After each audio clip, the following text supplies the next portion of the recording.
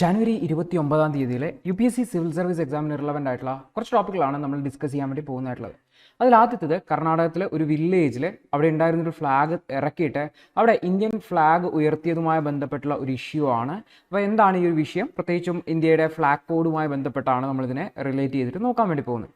അപ്പോൾ നമ്മൾ നോക്കിക്കഴിഞ്ഞാൽ പ്രധാനപ്പെട്ട ഇഷ്യൂ എന്താണെന്ന് വെച്ചാൽ ഈ ഒരു കർണാടകത്തിലെ മാണ്ഡ്യ ജില്ലയിലുള്ള ഒരു സ്ഥലത്ത് ഒരു 108 അടി ഉയരമുള്ള ഒരു ഫ്ലാഗ് പോൾ ഉണ്ട്, ഒരു കൊടിമരമുണ്ട്. ആ കൊടിമരത്തിൻ്റെ മുകളിൽ ലോർഡ് ഹനുമാന്റെ ചിത്രമുള്ള ഒരു സാഫ്രോൺ ഫ്ലാഗ് ആണ് നേരത്തെ ഉണ്ടായിരുന്നത്. സാഫ്രോൺ കളറിൽ ഓറഞ്ച് നിറത്തിലുള്ള കുങ്കുമ നിറത്തിലുള്ള ഒരു ഫ്ലാഗ് ആണ് ഉണ്ടായിരുന്നത്. അപ്പോൾ അത് BJP അതുപോലെ തന്നെ ജനതാദൾ ലീഡേഴ്സൊക്കെയാണ് അത്തരത്തിലുള്ള ഫ്ലാഗൊക്കെ അവിടെ ഉയർത്തിയിട്ടുണ്ടെന്ന് പറയപ്പെടുന്നു.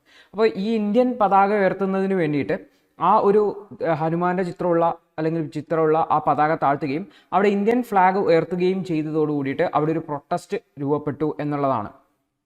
അപ്പോൾ അവിടെ അത്തരത്തിലുള്ള ഒരു ഫ്ലാഗ് ഉയർത്താനുള്ള കാരണം അല്ലെങ്കിൽ ആ ഫ്ലാഗ് താഴ്ത്താനുള്ള കാരണം എന്ന് വെച്ചാൽ അതൊരു ഗവൺമെൻറ് ലാൻഡിലാണ് ലൊക്കേറ്റ് ചെയ്തിരുന്നത്. അപ്പോൾ ഗവൺമെൻറ് ലാൻഡിൽ നാഷണൽ ഫ്ലാഗ് അല്ലെങ്കിൽ ദേശീയ പതാക മാത്രമേ ഉയർത്താൻ പറ്റുള്ളൂ എന്ന് പറഞ്ഞുകൊണ്ടാണ് ഇത്തരത്തിലുള്ള അവിടെയുള്ള പതാക താഴ്ത്തിയിട്ടുണ്ടായിരുന്നത്. അപ്പോൾ സ്വാഭാവികമായിട്ടും ഇത് അവിടുത്തെ ലോക്കൽ ഓർഗനൈസേഷൻസ്, അവിടുത്തെ ലോക്കലായിട്ടുള്ള സംഘടനകളും മറ്റുമൊക്കെയാണ് അവിടെ ആ ഒരു സാഫ്രോൺ ഫ്ലാഗ് ഉയർത്തിയിട്ടുണ്ടായിരുന്നത്. വ്യത്യസ്ത ഗ്രൂപ്പുകൾപ്പെട്ട ആൾക്കാരാണ് എന്നുകൂടി ഓർത്തു വേണ്ടായിരുന്നു. അപ്പോൾ ഉയർത്തുന്ന സമയത്ത് അന്ന് ഗവൺമെൻറ് ഒബ്ജെക്ഷൻസ് ഒന്നും പറഞ്ഞിട്ടുണ്ടായിരുന്നില്ല.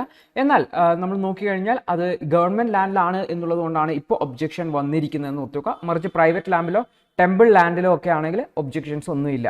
അപ്പോൾ ഇത് പറയുമ്പോൾ പ്രധാനമായിട്ട് നമ്മൾ ഓർത്ത് വെക്കേണ്ട ഫ്ലാഗ് കോഡ് ഓഫ് ഇന്ത്യയുമായി ബന്ധപ്പെട്ടാണ്. ഇന്ത്യൻ ഫ്ലാഗിനെ കുറിച്ച് വാർത്ത വരുമ്പോൾ എപ്പോഴും ശ്രദ്ധിക്കുക, flag code of India important ആയിട്ട് മാറും. അപ്പോൾ ഇന്ത്യയിലെ ഫ്ലാഗിൻ്റെ ഉപയോഗത്തെ സംബന്ധിച്ചുള്ള കൃത്യമായിട്ടുള്ള ഡയറക്ഷനാണ് ഫ്ലാഗ് കോഡ് എന്ന് പറയുന്ന കോഡിലുള്ളതായിട്ടുള്ളത്. അപ്പോൾ ഇന്ത്യയുടെ ഫ്ലാഗ് എന്ന് പറഞ്ഞാൽ ഇന്ത്യയിലെ ജനങ്ങളുടെ പ്രതീക്ഷയും അവരുടെ ആസ്പിറേഷൻസിനെയും കാണിക്കുന്നതാണ്. നമ്മുടെ രാജ്യത്തിൻ്റെ പ്രൈഡ്, അഭിമാനമാണ്. നമുക്ക് നമ്മുടെ രാജ്യത്തോടുള്ള ബഹുമാനവും സ്നേഹവും ഒക്കെ കാണിക്കാൻ വേണ്ടിയിട്ട് നമുക്ക് ഈ ഒരു നാഷണൽ ഫ്ലാഗിനെ ഉപയോഗിക്കാൻ വേണ്ടി പറ്റും. അതുകൊണ്ട് തന്നെ നമുക്ക് നമ്മുടെ ദേശീയ പതാക ഉയർത്താനുള്ള അവകാശമുണ്ട് എന്നുകൂടി ഓർത്തു വെക്കേണ്ടതായിട്ട്.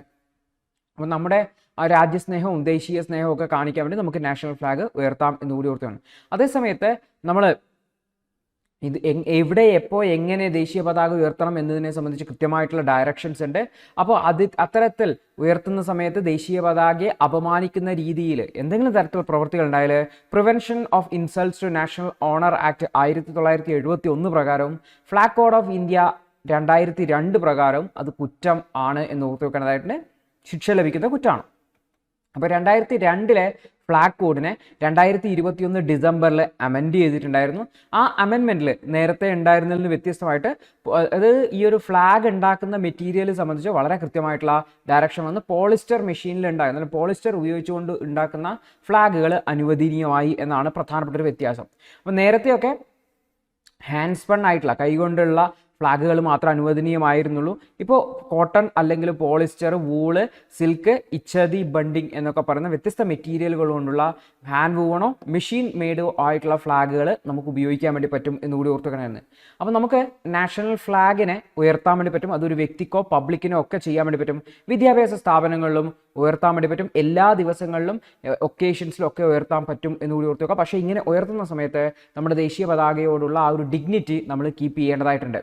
അപ്പോൾ ഫ്ലാഗ് നമ്മൾ ഓർത്ത് വെക്കേണ്ടതായെന്ന് വെച്ചാൽ നമ്മൾ ഈ ഫ്ലാഗുകൾ നമുക്ക് പകലും രാത്രിയും എല്ലാം തന്നെ ഇത് ഉയർത്തി വെക്കാവുന്നതാണ്, തടസ്സമൊന്നുമില്ല എന്നുകൂടി ഓർത്ത് വെക്കേണ്ടതാണ്. പക്ഷേ ഫ്ലാഗിന് യാതൊരു തരത്തിലുള്ള ഡാമേജും പറ്റാതെ സൂക്ഷിക്കേണ്ടത് ഉയർത്തുന്ന ആളുടെ ഉത്തരവാദിത്തമാണ്. ഫ്ലാഗിന് എന്തെങ്കിലും ഡാമേജ് പറ്റിക്കഴിഞ്ഞാൽ ഉടനെ തന്നെ ഫ്ലാഗിനെ അവിടെ നിന്ന് നീക്കം ചെയ്യേണ്ടതായിട്ടുണ്ട്. ഡാമേജ് പറ്റിയ ഫ്ലാഗ് ഉയർത്താൻ പറ്റില്ല. അപ്പോൾ നാഷണൽ ഫ്ലാഗിൻ്റെ സൈസും അതിൻ്റെ വലിപ്പവും അതിൻ്റെ ഡയമെൻഷൻസ് ഒക്കെ വളരെ കൃത്യമാണ്. റെക്റ്റാങ്കുലർ ഷേപ്പിലാണ് നമ്മുടെ ദേശീയ പതാക വരുന്നത്. അപ്പോൾ ഇതിൻ്റെ റേഷ്യോ പറഞ്ഞാൽ 3:2 ആണ് എന്നുകൂടി ഓർത്ത് വെക്കേണ്ടതായിരുന്നു. ഒരു സൈഡിൽ 3 ആണെങ്കിൽ വെർട്ടിക്കലി 2 ആണ് എന്നുകൂടി ഓർത്ത് വെക്കുക. അപ്പോൾ നമ്മൾ നോക്കി വെക്കേണ്ട കാര്യം വെച്ചാൽ സൈസ് വാരി ചെയ്യാൻ വേണ്ടി പറ്റും, പക്ഷേ ഈ റേഷ്യോ സെയിം ആയിരിക്കണം എന്നുകൂടി ഓർത്ത് വയ്ക്കേണ്ടതായിട്ട് ഉണ്ട്. അപ്പോൾ ഇന്ത്യൻ ദേശീയ പതാക ഉയർത്തുന്ന സമയത്ത് അതിൻ്റെ ആ ഒരു ബഹുമാനം കീപ്പ് ചെയ്തിട്ട് മാത്രമേ ഉയർത്താൻ പറ്റുള്ളൂ. അല്ലാതെ നമുക്ക് മറ്റൊരു പതാകയുടെ താഴെ ഒന്നും ഉയർത്താൻ പറ്റില്ല, അല്ലെങ്കിൽ പകുതിയൊക്കെ ആയിട്ട് ഉയർത്താനും പറ്റില്ല എന്നുകൂടി ഓർത്ത് വെക്കേണ്ടതായിട്ടുണ്ട്. അപ്പോൾ നമ്മൾ ഇന്ത്യൻ പതാക ഉയർത്തുമ്പോൾ അതിന് ഏറ്റവും മുകളിലായിട്ട് ഉയർത്തേണ്ടതായിട്ടുണ്ട്. അതായത് മറ്റേതെങ്കിലും ഫ്ലാഗുമായിട്ട് ഇപ്പോൾ ഒരു കൊടിമരത്തിൽ ഇന്ത്യൻ പതാക ഉയർത്തുവാണ്, അടുത്ത കൊടിമരത്തിൽ മറ്റൊരു പതാക ഉയർത്തുവാണ്, ഇന്ത്യൻ പതാക ഏറ്റവും മുകളിൽ നിൽക്കണം എന്നുകൂടി ഓർത്തു വെക്കേണ്ടതുണ്ട്. കൂടാതെ നമുക്ക് വാഹനത്തിന് മുകളിൽ കൊടി വെക്കുന്ന ഒരു രീതി കാണും. അപ്പോൾ അത് എല്ലാ ആൾക്കാർക്കും പറ്റില്ല. അതായത് വെരി സ്പെഷ്യൽ ഡിഗ്നിറ്ററീസിന് മാത്രമാണ് അവരുടെ വാഹനത്തിന് മുകളിൽ കൊടി വെക്കാൻ വേണ്ടി പറ്റുക. അത് സെക്ഷൻ 9 ഫ്ലാഗ് കോഡിൽ അവരുടെ ലിസ്റ്റ് തന്നിട്ടുണ്ട്. അപ്പോൾ ആ ലിസ്റ്റിലുള്ളവരുടെ കൊടി വാഹനങ്ങളിൽ മാത്രമാണ് ഫ്ലാഗിനെ വെക്കാൻ വേണ്ടി പറ്റുക.